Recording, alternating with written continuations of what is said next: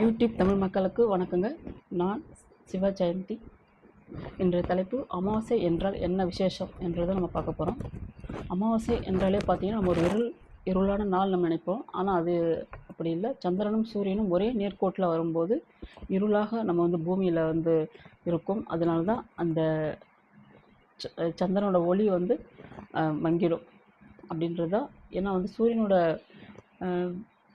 ஒளிக்கதிர்களை கிரகிச்சு பூமிக்கு கொடுக்குறது நிலா அதாவது சந்திரனோட வேலை. அது ரெண்டு நேர்கோட்டில் வரும்போது இருள் அடையிருக்கும். அதுதான் அமாவாசை என்பது ஒரு ஐதீகம். அதிலே பார்த்திங்கன்னா இந்த அமாவாசை என்பது பார்த்திங்கன்னா கடவுள்களுக்கும் சரி பித்ருகளுக்கும் சரி ரொம்ப புனிதமான நாள்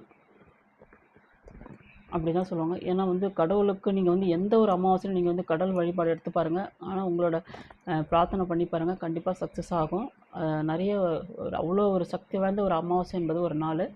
அதேமாதிரி பித்ருக்களுக்கு பார்த்திங்கன்னா அவங்களுக்கு ரொம்ப பிடிச்ச நாள் அதுதான். ஏன்னா அங்கே அவங்களோட அதாவது நம்ம சொல்லுவாங்க, அதாவது நரகலோகம் சரி இல்லை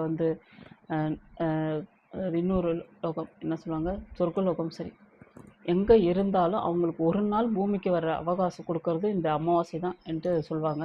இப்போ இந்த அமாவாசை என்ற அந்த நாள் பார்த்திங்கன்னா அதாவது நம்ம வீட்டில் படையல் போடுறது.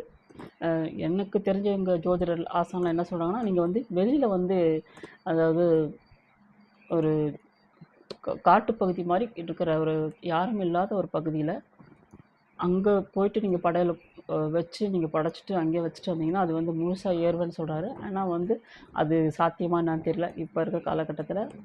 ஆனால் நம்ம வீட்லேயே நம்ம படைக்கிறது பார்த்திங்கன்னா நிறைய பேர் முறைகளாக படைக்கிறாங்களா என்னன்னு தெரியல. ஆனால் உண்மையில் பார்த்திங்கன்னா ஒரு முடிஞ்ச வரலாம் 1 மணிக்குள்ளே நம்ம அமாவாசை என்பதை படைக்கணும்.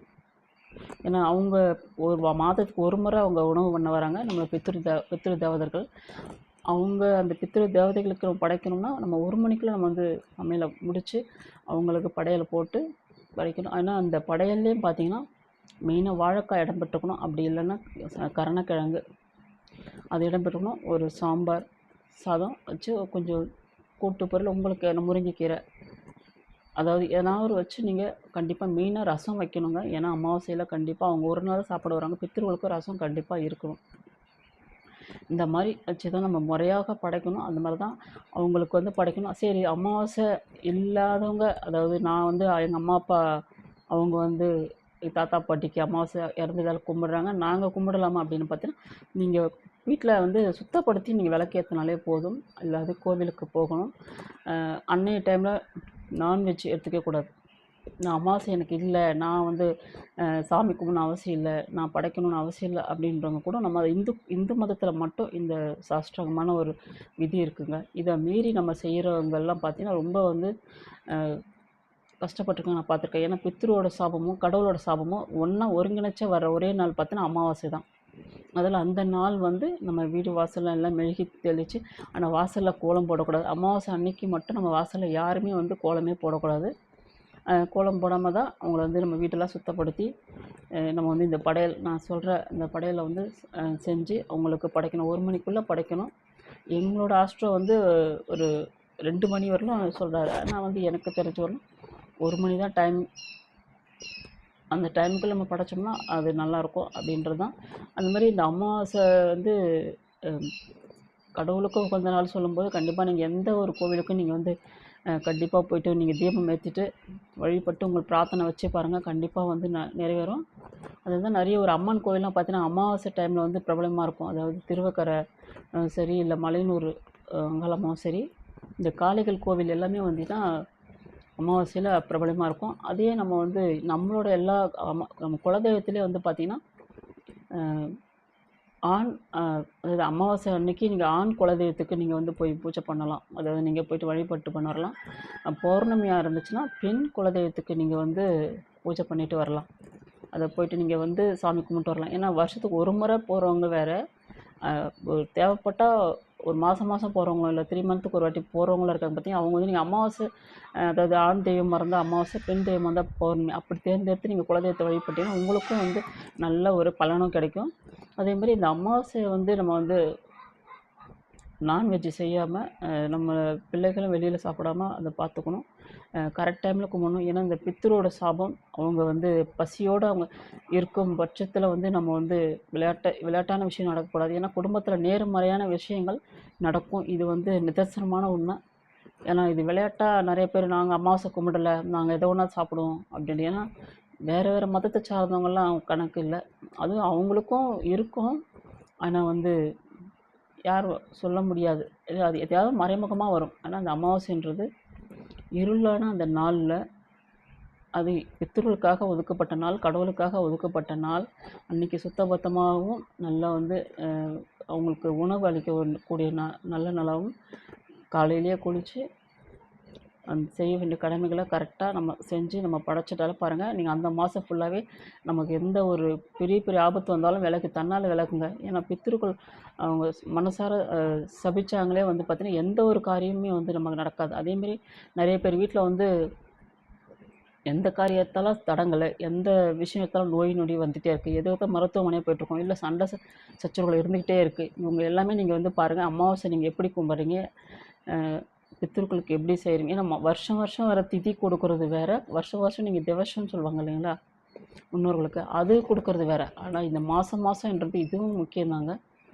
இது வந்து சாதாரணமாக நீங்கள் திதி கொடுக்குற அன்றைக்கி நீங்கள் வடை பாயசம் வச்சு தடப்புடலாம் பண்ணுவீங்க, அது வேறு. ஆனால் இந்த மாதம் அமாவாசைக்கு மெயினாக ஒரு சாம்பார், ஒரு பருப்பு சாதம், இல்லை ஒரு வாழைக்காய், இல்லை கருணக்கிழங்கு, ஒரு கீரை, ஒரு ரசம், இதுதான் சிம்பிளான சமையல் தான். நம்ம எப்பயும் சாப்பிட்ற சமையல் மாதிரி தான் அதை நம்ம செஞ்சு கொடுக்க போகிறோம். ஏன்னா அது அவங்க திருப்தியாக இருப்பாங்க. திருப்தியாக நம்மளை வந்து வாழ்த்தும் போது நமக்கு எதிர்மறையான விஷயங்கள் எல்லாமே வந்து வராது. ஏன்னா இந்த வீட்டில் ஒரு பித்ரு காவல் இருக்குது, தெய்வம் காவல் இருக்குது அப்படின்ற ஒரு விஷயத்தில் வேறு ஒரு தீய சக்தி நம்மக்கிட்ட அணுகாது. அவங்க வந்து சுற்றி நமக்கு ஒரு அரண் போல் காவலாக இருப்பாங்க.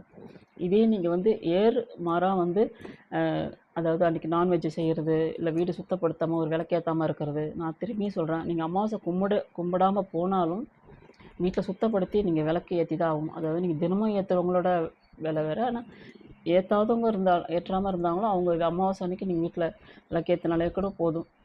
ஏன்னா அந்த பித்ருக்களை சும்மா அவங்க நம்மளோட குலத்தை சார்ந்தவங்க, அவங்க உறவுகளை தேடும்போது அந்த வீட்டுக்கு வரவும் வாய்ப்பு உண்டு. எட்டி பார்ப்பாங்க வீட்டுக்குள்ளே, இவங்க எப்படி வச்சுருக்காங்க வீட்டன்னு.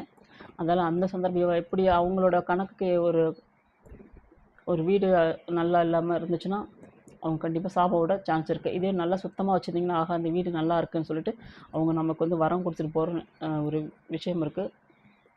அதேமாதிரி இந்த அமாவாசையில் வந்து நீங்கள் அதாவது முன்ன சொன்ன மாதிரி தான் அந்த படையில் வந்து கரெக்டாக அந்த டைமிங்குள்ளே நீங்கள் வந்து படைச்சி அவங்களுக்கு அர்ப்பணம் பண்ணணும். அதாவது அந்த சமையல் படைச்சதை வந்து நீங்கள் வந்து அதில் ஒரு 2 விஷயம் இருக்குது. அதில் நீங்கள் படைச்ச சாதத்தில் நீங்கள் தனியாக ஒரு குட்டியாக ஒரு இலையில எடுத்து காகத்துக்கு மெயினாக வைக்கணும். காகம் மெயினாக எடுத்துச்சுன்னா கண்டிப்பாக உங்களோட மூதாதையர்களை வந்து உங்களுக்கு நல்ல விஷயமே உங்களுக்கு செய்ய காத்திருக்காங்க, உங்களுக்காக துணையாக இருக்காங்க. நீங்கள் ஈஸியாக புரிஞ்சுக்கலாம்.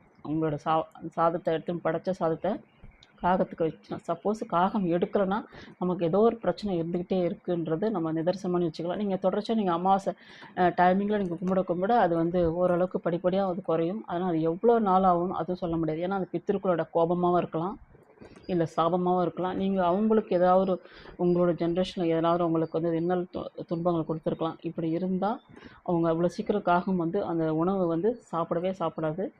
அதால் நீங்கள் வந்து மனமுருகி அவங்களோட பிரார்த்தனை பண்ணி நீங்கள் வந்து அமாவாசை படையில் போட்டு நீங்கள் எடுத்துன்னு வைங்க. ஒரு நாள் ஏதாவது காக்கா வந்து காக்கா எடுத்துட்டாலே உங்களுக்கு வந்து கர்மா வந்து கம்மியாக இருக்கும். நீங்கள் ஈஸியாக அதை புரிஞ்சிக்கலாம். இல்லைன்னா நீங்கள் தினமும் வந்து காகத்துக்கு எங்கே சாதத்தை வச்சு ப்ராக்டிஸ் பண்ணாலும் கொஞ்சம் ஓரளவுக்கு தெரியும். ஒரு சில காகத்துக்கெல்லாம் திடீர்னு ஒரு இடத்துக்கு வந்து வராது. அதுமாரி பண்ணாலும் ஓரளவுக்கு உங்களுக்கு அது மாற்றம். ஆனால் மெயினாக அமாவாசை அன்னைக்கு காகங்கள் மெயினாக வந்து சாப்பாடு எடுக்கணும், நம்மளோட உணவுகளை எடுக்கணும். நம்ம இலையில என்னென்ன வச்சுருக்கோமோ அது எல்லாமே நீங்கள் வந்து வச்சு காகத்துக்கு வைக்கணும். அந்த காகம் வந்து கண்டிப்பாக சாப்பிடணும். அடுத்தது வந்து பார்த்திங்கன்னா இந்த அமாவாசையிலே வந்து சனி அமாவாசை ரொம்ப வந்து அது வந்து வருஷத்துக்கு 2 முறை 3 முறை தான் வரும். சனி அமாவாசை ரொம்ப விசேஷமான அமாவாசைங்க. அது கோவிலுக்கும் சரி, சனீஸ்வர பகவானுக்கு மெயின் ரொம்ப வந்து அவர் பிடிச்சது சனி அமாவாசை தான்.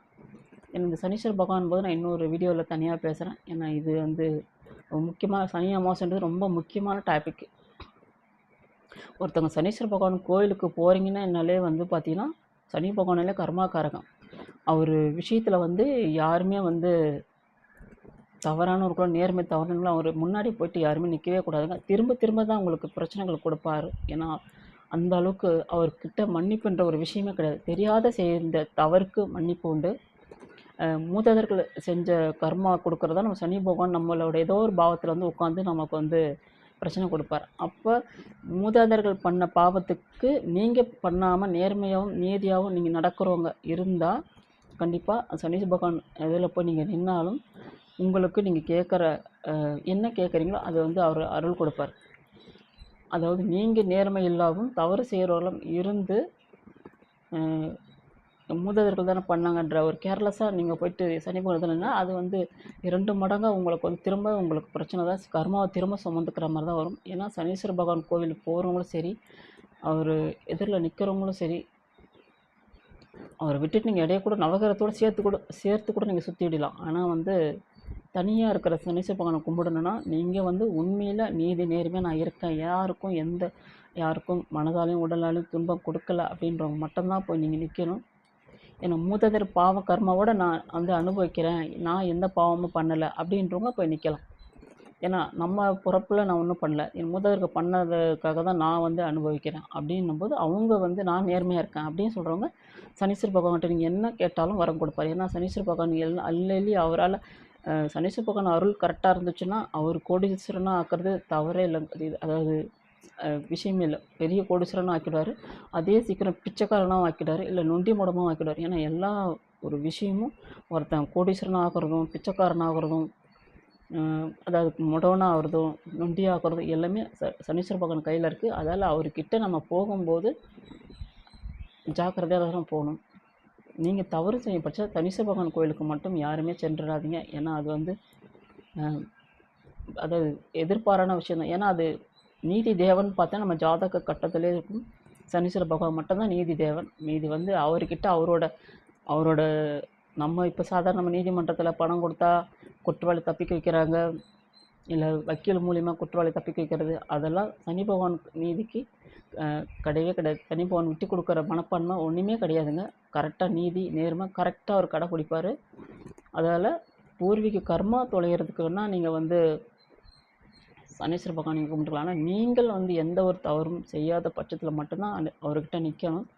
இல்லைன்னா வந்து பிரச்சனை கொடுக்கும். சரி சொல்ல அந்த பாயிண்ட்டே வேறு. அந்த சனி அமாவாசை வந்து சனீஸ்வர பகவான் நீங்கள் விளக்கு ஏற்றி அவரை நீங்கள் வழிபட்டிங்கன்னா நீங்கள் என்ன பிரார்த்தனை நீங்கள் வைக்கிறீங்களோ உங்கள் குடும்பத்தில் இருக்கிறவங்க என்ன பிரார்த்தனை வைக்கணும் கண்டிப்பாக அதை நிறைவேற்றுங்க. ஏன்னா வந்து அவரும் ஈஸ்வரன்ற பட்டம் வாங்கின நம்ம சனீஸ்வர பகவான் உங்களுக்கு எதை வேணால் அவரால் முடியாட்டாலும் நமக்கு கடவுளுக்கிட்ட ரெக்கமெண்டேஷன் பண்ணியாச்சும் நமக்கு ஒரு விஷயத்தை நமக்கு வந்து நடத்தி வைப்பார். ஒரு வேலையாக இருக்கட்டும். ஏன்னா வேலைக்கு காரணம் சனி பகவான் இல்லாமல் டக்குன்னு வந்து அரசு வேலைலாம் கிடைக்கிறது ரொம்ப கஷ்டம். ஏன்னா மெயினாக சூரியனோட அனுகூலமாக வேணும் அரசியல் அரசு வேலைக்கு. ஆனால் எந்த ஒரு நல்ல வேலை கூட சரி அது கீழ்த்தரமான வேலையும் இருந்தாலும் சரி, கீழ்த்தரமான வேலை இல்லை, அதாவது குப்பை அள்ளுற வேலைக்கும் ஐடி கம்பெனியில் உட்காந்து வேலை செய்கிறதுக்கும் இல்லை அரசாங்கத்தில் உட்காந்து வேலை செய்கிறதுக்கும் வித்தியாசம் இருக்கு இல்லைங்களா? அந்த மாதிரி எந்த வேலைக்குமே அந்த சனீஸ்வர பகவானை தாங்க பார்க்கணும். அவர் எந்த இடத்துல உட்காந்துருக்காரு, எந்த நிலைமையில் இருக்கார், அதை வச்சு தான் நம்ம வேலை வாய்ப்பு. அதனால் வந்து உங்களுக்கு வேலை கிடைக்கிறனாலும் சரி, வாழ்க்கையில் வசதி கிடைக்கிறனாலும் சரி, நீங்கள் கரெக்டாக இருந்தீங்கன்னா கண்டிப்பாக நீங்கள் இந்த சனி அமாவாசையில் போய் நீங்கள் விளக்கு எப்பப்பெல்லாம் சனி அமாவாசை வருதோ அந்த டைம்லாம் நீங்கள் வந்து விளக்கு ஏற்றிட்டு வந்தீங்கன்னா கண்டிப்பாக உங்களோட பிரார்த்தனை கண்டிப்பாக முழுமையாக நிறைவேறுங்க. இதுதான் அந்த சனி அமாவாசையோட மகிமை. இப்போ மற்ற அமாவாசைகள்லாம் பார்த்திங்கன்னா அதுவும் நீங்கள் இப்போ விளக்கேற்றலாம். சனீஸ்வர பகவான் மட்டும் குறிப்பாக பார்த்திங்கன்னா அந்த சனி அமாவாசை தான் அவருக்கு ரொம்ப பிடிச்ச ஒரு நாள். பார்த்திங்கன்னா சனி அமாவாசை இருளான நாளுக்கு இருளான ஒரு அந்த அமாவாசைன்னு வரும்போது அவருக்கு அந்த உகந்த நாள். அதே மாதிரி எல்லா அமாவாசையும் எல்லா கடவுளுக்கும் உகந்த நாள். பொதுவாகவே அமாவாசை அன்றைக்கி நம்ம நிறைய பேர் கோவிலுக்கு போக மாட்டோம். நீங்கள் கோவிலுக்கு போயிட்டு விளக்கேற்றி பாருங்கள். ஒரு இருளான ஒரு நாளில் நீங்கள் ஒளி ஏற்றும் போது தனியான ஒரு தன்மையாக இருக்கும், தனித்துவமாக இருக்கும், பிரகாசமாக இருக்கும். அதாவது உங்களுக்கு இருளடைஞ்ச ஒரு நம்மளோட லைஃப்பில் நமக்கு ஒளி வரணும் அப்படின்ற மாதிரி இந்த அமாவாசை டைமில் நீங்கள் வந்து விளக்கேற்றி வழிபட்டு பாருங்கள். ரொம்ப அற்புதமாக இருக்கும். இதாங்க இந்த அமாவாசை படையலை நீங்கள் எல்லாருமே தவறாமல் வந்து சாமி கும்பிட பாருங்கள். அவங்களுக்கு படையல் வைக்க பாருங்கள். 1 மணிக்குள்ளே சாமி கும்பிட்றத பாருங்கள், வச்சு படையல் பண்ண பாருங்கள். காகத்துக்கு வச்சு கொடுக்க பாருங்கள். அதேமாதிரி இந்த கும்பிடாதவங்க ஏற்கனவே சொன்ன மாதிரி தான், நான் வந்து எனக்கு அம்மா அப்பாலாம் இருக்காங்க, எனக்கு மாமனாருங்களும் இருக்காங்க. நான் கும்பிட மாட்டேன். நான் வந்து நான்வெஜ் சாப்பிடுவேன். இந்து மதத்தில் யார் பிறந்தாலுமேங்க அமாவாசை, கிருத்திகை, இந்த பௌர்ணமி இந்த நாளில் வந்து கண்டிப்பாக நம்ம வந்து நான்வெஜ் எடுத்துக்கிறது ரொம்ப நல்லதில்லை. அது வந்து கர்மாவை சேர்க்கறதுக்கான கூலி தான் அது. கர்மாவை உங்களுக்கு அதிகப்படுத்தும். கர்மா எப்படி அதிகப்படுத்துனா, அன்றைக்கி எந்த உயிரை நீங்கள் புசிக்கிறீங்களோ அந்த உயிரோட கர்மா உங்களுக்கு முழுமையாக வந்து தாக்கும்ன்றது தான் இந்த ஒரு பதிவு. அதால் வந்து நான் வந்து எனக்கு அமாவாசை எனக்கு இல்லை, கும்பிடலான்ற கதையே இருக்கக்கூடாது. ஆனால் எல்லாருமே வெஜ்ஜாக அன்றைக்கி இருக்கணும். ஒரு விளக்காச்சும் ஏற்றணும். அதாவது அம்மா அப்பா இல்லாதவங்க அவங்க வந்து படைச்சிக்கலாம் அமாவாசை. அது வந்து ப்ராப்ளம் இல்லை. நம்ம தாத்தா பாட்டிக்காக படைக்கலாம், அதுவும் ப்ராப்ளம் இல்லை. இதுதாங்க இந்த அமாவாசையை பற்றின ஒரு விளக்கம். இன்னும் நிறையா இருக்குது. நமக்கு டைம் கருதி, மக்கள் பார்க்குற டைம் கருதி நம்ம வந்து வீடியோவை ஷார்ட்டாக சொல்லிக்கிறேன். அதாவது அமாவாசை ரொம்ப முக்கியமான நாள். உங்களோட பிரார்த்தனை, அதாவது வீட்டில் அந்த எவ்வளோ போராட்டங்கள் இருந்தாலும் படிப்படியாக கம்மியாகுங்க. எவ்வளோ சிக்கல் முடிச்சுக்கள் எவ்வளோ இருந்தாலும் நீங்கள் அமாவாசையை நீங்கள் வந்து எடுத்து நீங்கள் கும்பிட்டு பாருங்கள். அமாவாசை வந்து யாருமே கும்பிடக்கூடாதுன்னு ஒரு பரம்பரை இருக்கும். அப்படிலாம் கணக்கில் அமாவாசை வந்து எல்லாருக்குமே சரி, ஒரு அம்மா அப்பா முன்னாடி இறந்தவங்க, மாமனார் முன்னாடி இறந்தவங்கன்னா அவங்கள கண்டிப்பாக அமாவாசை எடுத்து கும்பிட்றது நல்லது. அதனால் இவங்க கும்பிடணும் கும்பிடாதவங்க கணக்கு இல்லை. எல்லாருமே அமாவாசை எடுத்து கும்பிட்டு நீங்கள் படியாக சாமி கும்பிட்டு வந்தாலே சரி, உங்களோட அதாவது இந்த பிரச்சனைகள் சொன்னா இல்லைங்களா, வீட்டில் எந்த போராட்டமான வாழ்க்கை பிரச்சனை எல்லாமே படிப்படியாக குறையுங்க. வீட்டில் பிள்ளைகள் சொல் பேச்சு கேட்காதது, வீட்டில் வந்து எதனா ஒரு மரண விசேஷம் நடக்கிறது எல்லாமே பார்த்திங்கன்னா இந்த அமாவாசையோட ஒரு மகிமை தாங்க. அதால் இந்த அமாவாசையை வந்து நீங்கள் கரெக்டாக நீங்கள் கண்டினியூ பண்ணி நீங்கள் வந்து சாமி கும்பிட்டு வாங்க. உங்களுக்கு பாருங்கள் எவ்வளோ வித்தியாசம் இருக்கும். நீங்கள் கோவிலையும் விளக்கேற்றுங்க, வீட்லேயும் நீங்கள் விளக்கேற்றி வழிபடுங்க. இந்த அமாவாசைக்கு படையல் போடுறவங்களும் நீங்கள் படைச்சி பாருங்கள். உங்களுக்கு நோய் நொடி கூட சரிங்க, அது உங்களுக்கு காணாமல் போகும். ஏன்னா அவ்வளோ சக்தி வாய்ந்த ஒரு நாள் அமாவாசை நாள். நமக்கு நோய் நீங்கிற நாளும், நம்ம வாழ்க்கை ஒளி பிரகாசமாக வர்ற நாளும். ஏன்னா அமாவாசைக்கு மறுநாள் நமக்கு வந்து வளர்பிறையே வந்துடும். அப்போ நம்ம அமாவாசையை நம்ம இருளை நம்ம வந்து ஒரு விளக்கேற்றி கும்பிடும்போது அடுத்து நமக்கு பிரகாசமான எதிர்காலம் வளர்பிறை மாதிரி நமக்கு நல்லா இருக்கும் நாள். அதுதாங்க. நன்றி மக்களே.